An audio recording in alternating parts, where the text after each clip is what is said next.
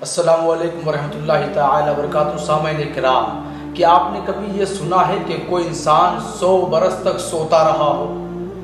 ایک انسان 100 برس تک سوتا رہا ہو، کیا آپ نے کبھی یہ سنا ہے یا کہیں پڑھا ہے یا دیکھا ہے؟ سامعین کرام، در حقیقت آپ کو یہ معلوم نہیں ہوگا، لیکن اگر آپ قرآن کی تفسیر پڑھیں گے تو آپ کو معلوم چلے گا۔ تیسرے پارے کے اندر آیت نمبر 259 کے اندر پورا ایک واقعہ ہے۔ سامعین کرام، پورا واقعہ سماعت فرمائے کہ ایک بادشاہ تھا جس کا نام بخت نصر تھا، کہ اس نے بنی اسرائیل کے اکثر و بیشتر افراد کو اس نے قتل کر دیا، قتل و غارت عام کر دیا، اور وہ جگہ جس جگہ پہ یہ حاکم تھا وہ بیت المقدس تھا۔ بنی اسرائیل کے اکثر و بیشتر افراد کو اس نے قتل کر دیا، اور یہ بادشاہ بہت ہی ظالم تھا اس دور کے اندر، اور یہ بیت المقدس پر اس وقت حاکم تھا۔ سامعین کرام، جب اس ظالم بادشاہ کا حکم تھا تو اس نے بیت المقدس کے ارد گرد اس نے تمام کے تمام عمارتوں کو گرا دیا تھا۔ تمام کے تمام بڑی بڑی عالیشان عمارتوں کو اس نے گروا دیا تھا، جو کہ اپنی چھت کے ساتھ زمین پر گر پڑی تھی۔ تو سامعین کرام، اسی دوران ایک مرتبہ کا واقعہ ہے کہ حضرت عزیر علیہ نبی جنا علیہ السلام کہ آپ کا گزر ایک بستی کے پاس سے ہوا، وہ بستی بیت المقدس ہے۔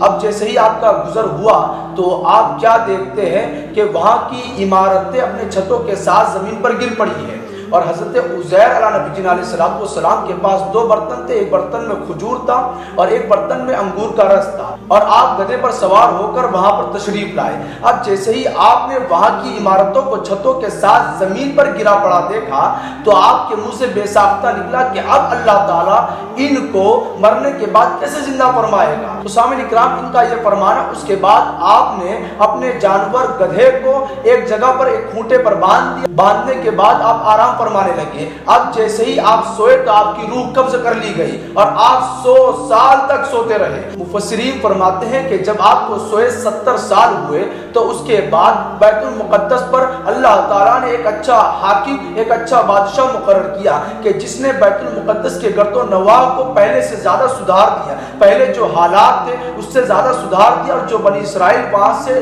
نکل پڑے تھے، جو بنی اسرائیل جو نصر وقت کے ٹائم میں، نصر وقت کے وقت کے اندر جو بنی اسرائیل وہاں سے بھاگ نکلے تھے اور چھوڑ دیا تھا انہوں نے وہ جگہ، تو اس وقت کے جو بنی اسرائیل اس وقت بھاگ نکلے تھے تو وہ لوگ اس بادشاہ کے زمانے کے اندر آ گئے، بیت المقدس کے گرد و نواح میں وہ لوگ رہنے لگے۔ بیت المقدس کے گرد و نواح میں جیسے ہی وہ رہنے لگے تو ان کی آبادی اور بڑھتے گئی اور بڑھتے گئی۔ یہ اس وقت کی بات ہے جبکہ حضرت عزیر علیہ نبی علیہ السلام کو سوئے 70 سال ہوئے، اور حضرت عزیر علیہ نبی علیہ السلام جس وقت سوئے اس وقت صبح کا وقت تھا، یعنی آپ صبح کے وقت سوئے تھے۔ حضرت عزیر علیہ نبی علیہ السلام کو سوئے 70 سال ہوئے۔ اس کے بعد حاکم نے وہاں کی تمام عمارتیں تبدیل کر دی اور پہلے سے بہتر طریقے سے اسے انہوں نے تبدیل کر دیا۔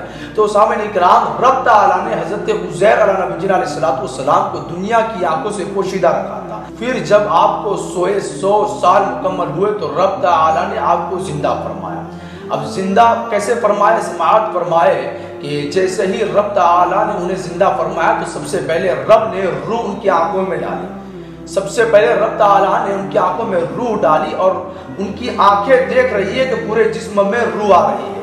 ان کی آنکھیں جیسے ہی بیدار ہوئی، جیسے ہی زندہ ہوئی تو ان کی آنکھوں کے دیکھتے دیکھتے پورے جسم میں روح آئی۔ پھر رب تعالیٰ حضرت عزیر سے مخاطب ہو کر فرماتا ہے کہ اے عزیر، تم یہاں اس جگہ پر کتنے عرصے سے ٹھہرے ہو؟ تو حضرت عزیر فرماتے ہیں کہ اے رب کریم، میں یہاں 1 دن یا اس سے کم عرصے سے ٹھہرا ہوا ہوں۔ جس وقت رب تعالیٰ نے حضرت عزیر علیہ نبی علیہ السلام کو زندہ فرمایا تو اس وقت جو ٹائم تھا، اس وقت جو گھڑی تھی، تو وہ وقت شام کا وقت تھا۔ تو اسی وجہ سے حضرت عزیر علیہ نبی علیہ السلام نے رب کریم سے، رب تعالیٰ سے یہ عرض کیا کہ اے رب کریم، مجھے یہاں سوئے، مجھے یہاں لیٹے 1 دن یا اس سے کم عرصہ ہوا۔ ان کا یہ خیال تھا کہ میں ایک صبح سویا ہوں اور شام کو اٹھ گیا ہوں، لیکن رب تعالیٰ فرماتا ہے کہ آپ 1 دن یا اس سے کم عرصے یہاں ٹھہرے نہیں ہو یا سوئے نہیں ہو، بلکہ تم یہاں 100 سال سے سوئے ہو۔ سامعین کرام، رب پھر فرماتا ہے ان سے مخاطب ہو کر حضرت عزیر سے کہتا ہے میرا رب کہ اے عزیر، تم اپنے کھانے اور پینے کی طرف دیکھو۔ کھانے سے مراد وہ برتن جس میں کھجوریں موجود تھی، اور پینے سے مراد وہ برتن جس میں انگور کا رس تھا کہ اس میں بدبو تک نہ آئی تھی۔ سامعین کرام حضرت عزیر کو سوئے ایک عرصہ گزر گیا، ایک لمحہ گزر گیا، 100 برس گزر گئے، لیکن اس کے بعد بھی اس برتن کے اندر جو برتن حضرت عزیر 100 سال پہلے لے کر آئے تھے انہوں نے وہاں رکھا تھا اور آپ آرام کرنے لگے تھے۔ 100 سال کے بعد جیسے ہی آپ بیدار ہوتے ہیں آپ اس برتن کی طرف دیکھتے ہیں رب تعالیٰ کے حکم کی تعمیل کرتے ہوئے، تو اس برتن کے اندر کھجوریں موجود ہیں، اس برتن کے اندر انگور کا رس موجود ہے۔ تو سامعین کرام ایک عرصہ گزرنے کے بعد بھی اس برتن کے اندر اس کھجوروں میں سے اور اس انگور کے رس میں سے بدبو نہیں آتی۔ پھر رب حضرت عزیر سے مخاطب ہو کر کہتا ہے کہ اے عزیر تم اب اپنے گدھے کی طرف دیکھو، اپنے سواری کی طرف دیکھو۔ تو جو ہی حضرت عزیر اپنے سواری کی طرف دیکھتے ہیں تو کیا ماجرا دیکھتے ہیں، ان کے اوپر کیا طاری ہو جاتا ہے، کیا ماجرا دیکھتے ہیں کہ ان کا جو گدھا تھا وہ گل گیا، وہ مر گیا اور صرف سفید ہڈیاں باقی تھی۔ تو سامعین کرام ان کے دیکھتے ہی دیکھتے حضرت عزیر علیہ نبی علیہ السلام کے دیکھتے ہی دیکھتے رب تعالیٰ نے ان کی ہڈیوں کو، اس گدھے کی ہڈیوں کو اکٹھا کیا۔ اکٹھا کرنے کے بعد جس کی جہاں جگہ تھی اس جگہ پر وہ جوائنٹ ہو گئی۔ جوائن ہونے کے بعد رب تعالیٰ نے اس ہڈیوں پر گوشت چڑھایا۔ گوشت چڑھانے کے بعد رب تعالیٰ نے اس گوشتوں پر رب تعالیٰ نے کھال چڑھائی۔ کھال چڑھانے کے بعد اس پر بال اگے اور بال اگنے کے بعد رب تعالیٰ نے اس میں جان پھونکی۔ رب تعالیٰ نے اس میں جان پھونکی تو جیسے ہی جان پھونکی تو ویسے ہی وہ جانور، وہ حمار، وہ گدھا اٹھ کھڑا ہوا۔ کھڑے ہونے کے بعد چلانے لگا، کھڑے ہونے کے بعد چلانے لگا۔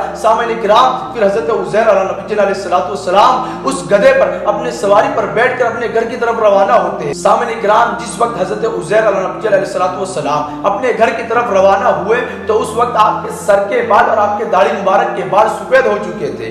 اب آپ اپنے گھر کی طرف روانہ ہوتے ہیں۔ روانہ ہونے کے بعد اپنے گھر کے پاس جا کر آپ کھڑے رہتے ہیں، وہاں ایک بڑھیا کو دیکھتے ہیں۔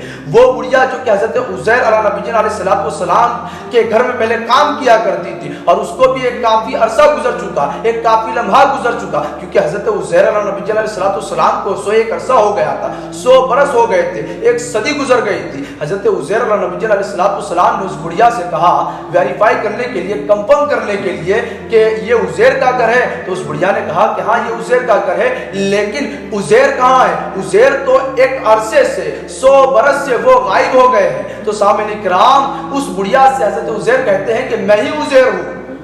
قربان جائے اس نبی پر کہ حضرت عزیر کہتے ہیں کہ میں ہی عزیر ہوں۔ وہ بڑھیا کہتی ہے کہ میں نے حضرت عزیر علیہ نبی علیہ السلام کے یہاں کام کیا کرتی تھی، میں نے دیکھا ہے کہ حضرت عزیر علیہ نبی علیہ السلام مستجاب الدعوات تھے۔ جب وہ رب کے حضور کھڑے رہ کر کوئی دعا مانگتے تو رب تعالیٰ ان کی دعا قبول کر لیتا، اور اس بڑھیا کی بینائی ختم ہو چکی تھی اس وقت جب کہ حضرت عزیر وہاں پر تشریف لائے تھے، اور ساتھ ہی ساتھ وہ اپنے پاؤں سے معذور ہو گئی تھی۔ تو سامعین کرام اس بڑھیا نے حضرت عزیر سے یہ دریافت کیا کہ آپ رب تعالیٰ کے بارگاہ میں میری بینائی کے لیے دعا کریں تاکہ میں آپ کو اپنی آنکھوں سے دیکھ سکوں۔ قربان جاؤ اس نبی پر۔ حضرت عزیر علیہ نبی علیہ السلام نے رب کے حضور کھڑے ہو کر اس بڑھیا کی بینائی کے لیے دعا کی تو رب تعالیٰ نے اسے بینا فرما دی، رب تعالیٰ نے اسے بینائی عطا فرما دی۔ اب بینائی عطا فرمانے کے بعد حضرت عزیر نے اس بڑھیا کا ہاتھ پکڑ کر کہا کہ بغیر تکلیف کے آپ کھڑے ہو جاؤ۔ اب جیسے ہی وہ بڑھیا کو کھڑے کرتے ہیں تو کیا دیکھتے ہیں کہ اس کے دونوں پاؤں بھی صحیح و سالم ہو جاتے ہیں، اس کے دونوں پاؤں بھی درست ہو جاتے ہیں۔ سامعین کرام قربان جاؤ یہ ایک نبی کا معجزہ ہے۔ اس کے بعد یہ بڑھیا حضرت عزیر علیہ نبی علیہ السلام کو بنی اسرائیل کے ایک مجلس میں لے جاتی ہے، اور بنی اسرائیل کے مجلس کے پاس جا کر کہتی ہے، وہ چلاتی ہے اور کہتی ہے کہ یہ عزیر ہے، یہ حضرت عزیر علیہ نبی علیہ السلام ہے۔ لیکن حاضرین مجلس تمام کے تمام اس بڑھیا کو جھٹلاتے ہیں۔ اسی مجلس میں حضرت عزیر علیہ نبی علیہ السلام کے بیٹے بھی موجود تھے کہ جن کی عمر اس وقت 118 سال کی ہو چکی تھی، اور اسی مجلس میں آپ کے بیٹے کے بیٹے یعنی آپ کے پوتے بھی اسی مجلس میں موجود تھے جو کہ بوڑھے ہو چکے تھے۔ تو سامعین کرام اس بڑھیا نے کہا کہ میری طرف دیکھو کہ میری آنکھیں آ گئی ہے، میں اب تمام کو دیکھ رہی ہوں، میں حضرت عزیر کو بھی دیکھ رہی ہوں، اور میرے پاؤں کی طرف دیکھو کہ میرے پاؤں پہلے سے درست اور سالم ہو چکے ہیں۔ تو یہ تمام کے تمام ایک مستجاب الدعوات کی کرامت ہے، ایک مستجاب الدعوات کا معجزہ ہے کہ ایک نبی ہی ایسا کر سکتا ہے، اس کے علاوہ ایسا کوئی نہیں کر سکتا۔ تو سامعین کرام اس بڑھیا نے جب یہ کہا کہ تم لوگ میری طرف دیکھو کہ میری بینائی آ گئی اور میرے پاؤں صحیح و سالم ہو گئے ہیں، تو ان کے فرزند وہاں سے کھڑے ہو کر حضرت عزیر کے پاس آتے ہیں۔ حضرت عزیر کے پاس آنے کے بعد کہتے ہیں کہ میرے والد صاحب کی ایک نشانی تھی، وہ یہ کہ ان کے دونوں شانوں کے درمیان ایک بالوں کا ہلال بنا ہوا تھا۔ یعنی بالوں کا ہلال یعنی چاند بنا ہوا تھا بالوں سے. تو جب حضرت عزیر نبی علیہ السلام نے دکھایا تو حضرت عزیر کے کندھوں پر دو شانوں کے درمیان بالوں سے ہلال بنا ہوا تھا. تو ان کے فرزند کو معلوم ہو گیا کہ یہ حضرت عزیر نبی علیہ السلام میرے والد صاحب ہیں. سامعین کرام اس کے بعد وہ دور ایسا تھا کہ جس دور کے اندر تمام کے تمام توریت کے نسخے منسوخ ہو گئے تھے اور اس دور کے اندر توریت کے ایک بھی نسخہ موجود نہ تھا, ایک بھی نسخہ موجود نہ تھا. حالانکہ حضرت عزیر نبی علیہ السلام کو توریت منہ زبانی یاد تھی.